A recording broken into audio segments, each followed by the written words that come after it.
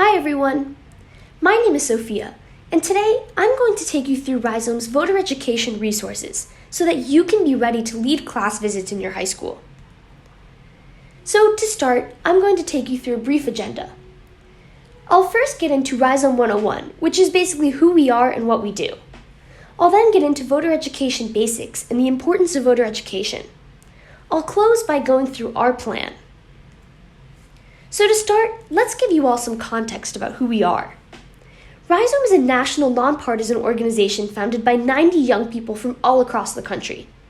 Our mission statement is on the slide, so I'm not going to read it verbatim to you, but the important thing is that we want to create and empower young people to step into leadership roles. We were officially founded in August of last year, so we are still learning and growing in real time, and we're super excited to have you all join us for our first round of voter education events. I personally joined Rhizome because I want to help young people develop their leadership skills and understand the power of their votes.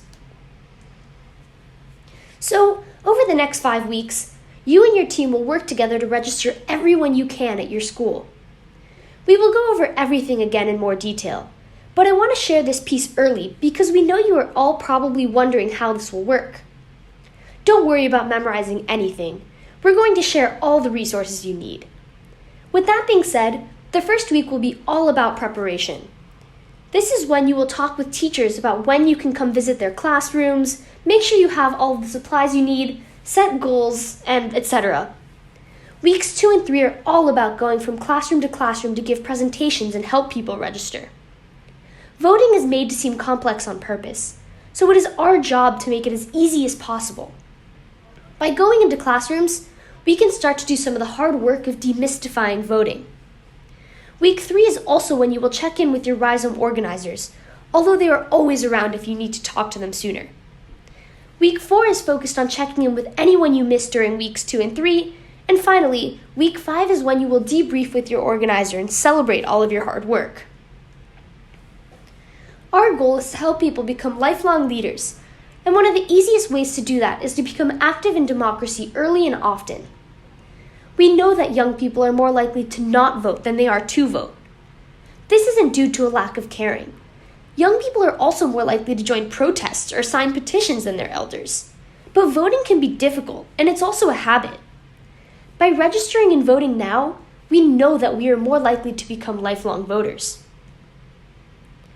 Many laws make it harder for young people to vote, so by helping people register, we can close gaps in access to the ballot. Let's talk a bit about our goals. The short answer to this question is that it's up to you. Each team is going to set their own goals because you all are the experts about your communities. It doesn't make sense for us to decide what success looks like for you. So one of the first things you will do is decide that for yourselves. That said, the longer answer is that we think giving everyone a chance to register is really important. If that happens, we think you'll be able to register up to 80% of the eligible students in your school. Again, that doesn't mean that 80% should be your goal. You may decide that you can try to register 90%, or that you want to use number of class visits as your main metric. The goal is totally up to you and your team, but we just want you to make sure that you feel you are picking something that is both challenging your team and attainable for your team. The content of this slide is mostly state-specific, but a few points are applicable to all states. I want to point out that we will only be visiting classes in one subject, rather than all classes for the grade of students who are eligible to vote in your state. This is because we want to make sure that it is a class that all of the students in that grade are attending. I'm now going to show you our event guide, which has all of the information and resources you will need to conduct class visits. So this section on the event guide is what you will need for your class visits right here. So to start, I'm going to show you our confirmation slip. So you will print these out and have the people in the classes that you are visiting fill these out so that way we know whether they're registering to vote, already registered, or not registering. I'll also show you our class visits tracker, which each team will print and use to track class visits. So as you can see, this just makes it a lot easier to organize yourselves and know what you have left to do. And lastly, I'm going to show you our state-by-state voter education resources. So this includes all of the registration forms and the link, as well as Spanish options, and it also contains the class visit slides that you will be using to perform these class visits. So now I'm going to show you an example of one of these class visit slides. So obviously you will use the class visit slides that correspond to your state, but just for example, I am going to use the Newark voter education training slides. So here is our title slide. That'll just, you'll just introduce what you're doing here, and then you'll go through a brief agenda like I did earlier in this video. You'll then go through the importance of voting, how it's a habit, and how many laws make it hard for young people to vote. You'll then ask a discussion question, what issues are most important to you right now. This will inspire people, it'll have people tell you what they're passionate about, and it'll get them excited to register to vote. You'll then go through the basics. So each state has different laws about when you can pre-register or register to vote and what you need in order to do so. So you'll go through those laws that are specific to your state. And then you'll go through the registration process. You'll talk people through the registration form so that way it's clear and easy for them to get through this process. And then you'll close by talking about next steps. So that will include telling them how to submit their forms to make sure that the registration process is complete. And then you'll tell them what the process will look like in the future, when will they get their forms back. And then you'll tell them about the next election that they can vote in.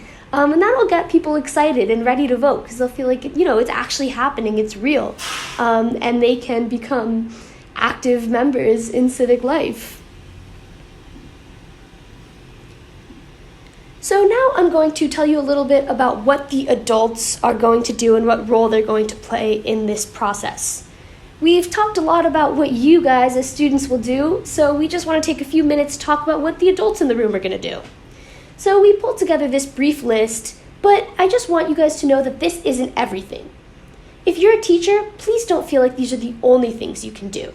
But here's the brief list that we compiled.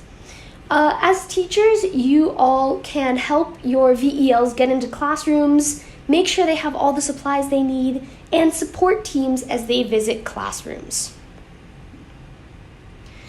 And here I'm now going to get into some of our best tips.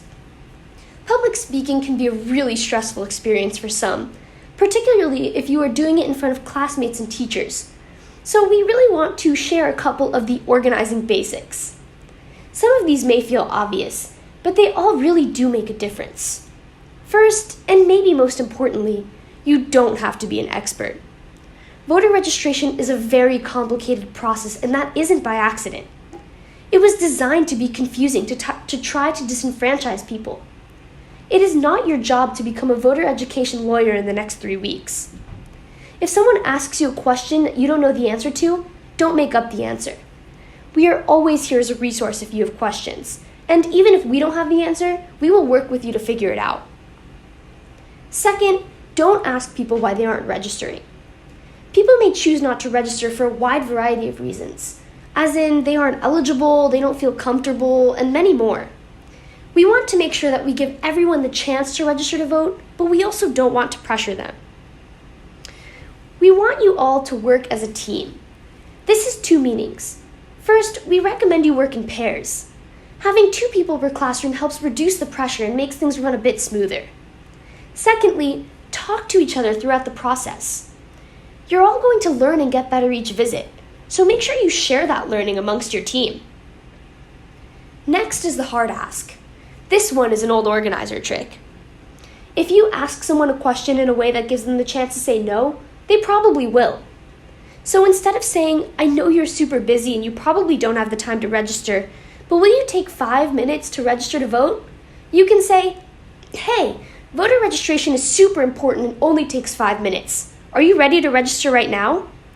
By making it harder to say no, you're less likely to hear no. The next tip feels pretty obvious, but be prepared and record your progress. Half the work comes before you enter the classroom, so make sure you have the materials you need and that you feel comfortable presenting. Afterwards, Make sure to record your progress so you are able to keep track of what is left to do. Finally, have fun. This one sounds corny, but it actually matters. If it seems like you're having fun, you'll have a better time presenting and are more likely to keep people's attention. So, to recap one more time before we wrap up, Week 1 is about preparing. Weeks 2 and 3 are classroom visits. Week 4 is following up with anyone you missed. And Week 5 is a debrief and celebration. Thank you so much for tuning in, and good luck. You're gonna crush it.